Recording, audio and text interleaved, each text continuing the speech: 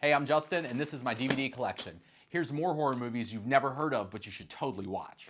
Alright, baby! The Last Circus. This is a Spanish movie. I am blanking on the director's name. He's a Spanish director. He's made a lot of really cool movies. This one is wild. It's like, I think it's set during like the Spanish Revolutionary War or something like that. And it's like this guy, his dad's a clown, and then he gets like drafted into this battle and dies, and then the son grows up and becomes a clown and like ends up like snapping mentally and going crazy. It's wild. It's like if you like real gritty horror foreign films, The Last Circus is fantastic. This director, if I remember correctly, he made this another good movie called Witching and Bitching that's really fun, really weird horror movie. But yeah, The Last Circus is fantastic and pretty dark. Pretty dark. That's that weird voice. May. This one has Angela Bettis in it, and it's this sweet little depressing horror movie. It kind of reminds me of Ginger Snaps as far as like the tone of it. It's kind of almost like a dark comedy, but it follows this character May who's just very lonely, and she's trying to create like a friend out of body parts, basically. Very beautiful and very sad and very strange, but a great movie. Ooh. Night of the Creeps. This is from the 80s.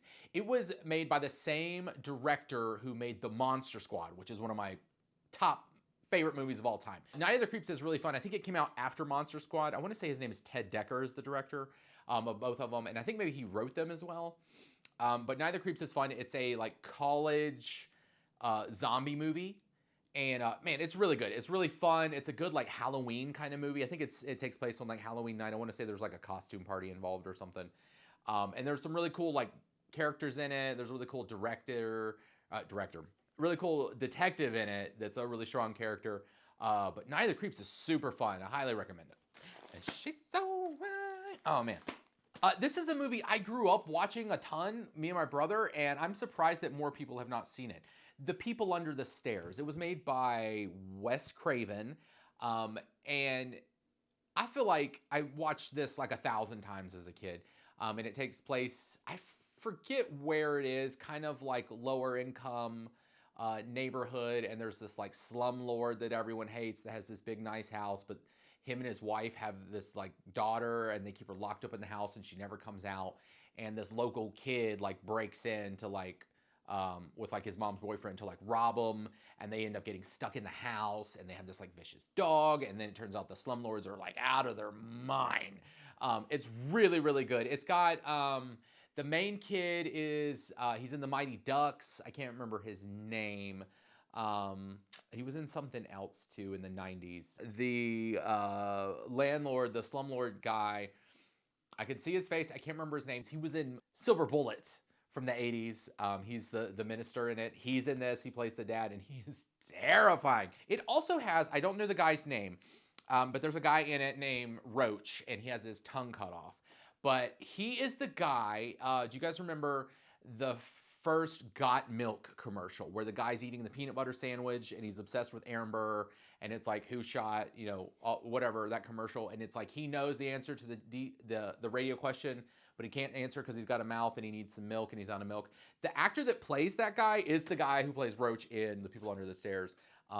He also played Carl Wayne Bishop in Pauly Shore's movie Jury Duty, which is like a very obscure, funny comedy that I liked a lot as a kid. So, yeah, a little 6 degrees of Kevin Bacon. Horror movies that you've never seen before. Ooh.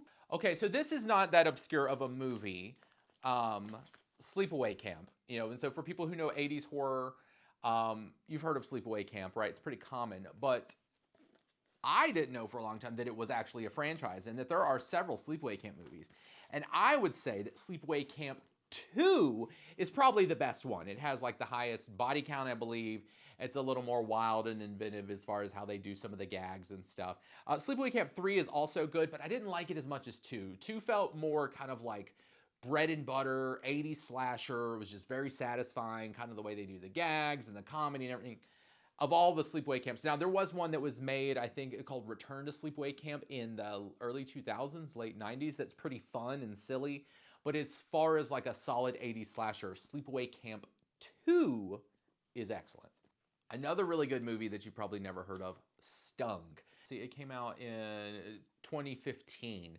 And it's, I want to say it's maybe British. I feel like it's not. It was not shot in America. I think IFC helped make this. But it's basically about a garden party that gets overrun by giant wasps, and they're like stinging people, and they're like, wasps are huge. It sounds a little campy. It sounds a little like Sci-Fi Channel stuff, but it was actually very good, very fun. Like had some good tense moments. Stung is super fun. Especially if you like creature features. Also, kind of talking about weird entries in certain franchises. Texas Chainsaw Massacre: The Next Generation is one of those films where it's like, most people have never seen it, because there was, a few of the Texas Chainsaw Massacre franchise, and they've, it's just popped up here and there. Has not been as solid of a franchise as like Halloween or Friday the 13th, Nightmare on Elm Street. But this one, Texas Chainsaw Massacre: The New Generation, is absolutely worth watching because not only is Renee Zellweger in it, but Matthew McConaughey is in this one, and he's the villain. So, like, if you like Matthew McConaughey, Texas Chainsaw Massacre: The Next Generation is an absolute watch. It is one of the weirder, more bonkers characters he's done, but it's so fun. I mean, I haven't watched it in a while, but from what I remember, it's not a movie you can take too seriously, but it was pretty fun, and it's cool to see like some bigger name actors in this. Like, I think it's like, number 4 of the Texas Chainsaw Massacre. So definitely one to check out. If you're familiar with the Masters of Horror series that came out a while back, where they did like every year they did a run where they would do these movies that a bunch of different horror directors were. I don't know exactly how it worked. I think it seemed like they just gave them all like a low budget and let them go loose. Anyways, in the Masters of Horror series, this movie, The Washingtonians, is really fun. I want to say it's only like 45 minutes. It's like short. George Washington was a cannibal, is the premise of this movie. And there was a secret society of George Washington cannibals. And it's just nonsense and fun. I wanted to bring this movie up last time I talked about horror movies you'd never seen, and I kind of forgot about it. This movie is so wild and weird and funny and gory that, like, if you're any kind of horror fan, you should see it just because it is what it is. Zombie Ass Toilet of the Dead. This is an Asian zombie film. I believe it's Japanese, where there's this zombie virus that makes you like vomit and like bite people with your butt and run on all fours, and it's just gross and gory and wild and weird. Everything that you expect out of a crazy Japanese horror movie, this movie is. So if you like weird stuff, if you like Japanese horror, if you like zombies, if you like over-the-top gore, anything like that, you're gonna like Zombie Ass Toilet of the Dead. Cannot recommend this movie enough. If you don't like weird stuff, you will hate this movie. And you probably shouldn't watch it, but you should watch it just to say that you have watched Zombie Ass Toilet of the Dead. Hands down, one of the best titles of any movie ever. I can't stop saying it. I love saying it. If I ever have a 5th kid, I'm gonna name him Zombie Ass Toilet of the Dead. More DVDs. Crawl. It's about a girl and her dad getting stuck under a house with alligators during a storm. And it's so good. If you like really tense movies or really like claustrophobic movies, Crawl is so good. And this one was directed by Alexander Aja, who directed the remake of The Hills Have Eyes, the remake of Piranha, and he did High Tension. He's really good with super violence and crazy stuff like that. He did a great job with Crawl. Highly recommend it. Very suspenseful. Even if you don't like horror movies, you would probably like Crawl if you like suspenseful movies. You've probably seen the box for this movie, but you may not have seen it. The Frighteners. I think it was made in the late 90s. If I remember correctly, this is a Peter Jackson joint. Is it Peter Jackson or is that right? I think I'm right in saying that Peter Jackson directed The Frighteners. And the guy who directed Lord of the Rings also did horror movies, and he did The Frighteners, he did Bad Taste, which was like his first movie, and then he did Dead Alive, which is one of the most gory, violent movies you'll ever see in your life, and it's phenomenal. I love it.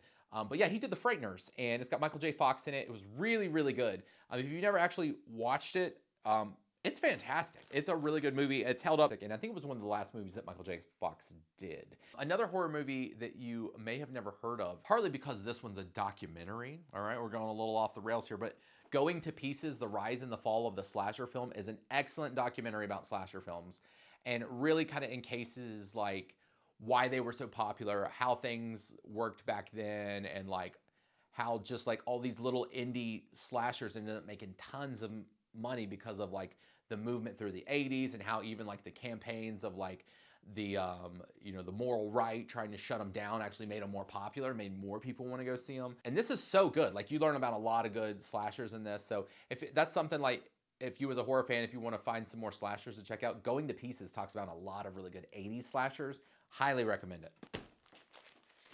One more horror movie that you've never heard of, but you should totally see, Night of the Demon. So this is one of those horror collection DVD things that I got where there's like multiple movies, and a lot of them are from like the 70s and the 80s, and they're lower budget, and they kind of just throw them all in a bunch of DVDs. I love those because you can find some real gems on there. And Night of the Demon is a great movie. It's a Bigfoot horror movie from the early 80s or late 70s, I believe. And it looks like that, but it's not terrible. It's absolutely watchable, and it has some amazing sequences in it. It's definitely worth a watch, especially if you're looking for Bigfoot horror, which there's not a lot of. Calling all filmmakers, we need more Bigfoot horror, please. There's some great Bigfoot horror out there. Bobcat Goldthwait made one called Willow Creek that's a really fun found footage Bigfoot movie that's really good. There's a sequence in there where they're in a tent that is terrifying. But Night of the Demon is a really fun Bigfoot horror movie, and I want to say the movie's really not that long either. I think it's like an hour and 20 minutes or something. Definitely worth a watch. Some really weird, wild sequences with Bigfoots. But yeah, let's get some more Bigfoot movies. As someone who loves cryptids, I would love some more Bigfoot movies. So there's some horror movies you've never heard of. Get your DVDs out and watch them.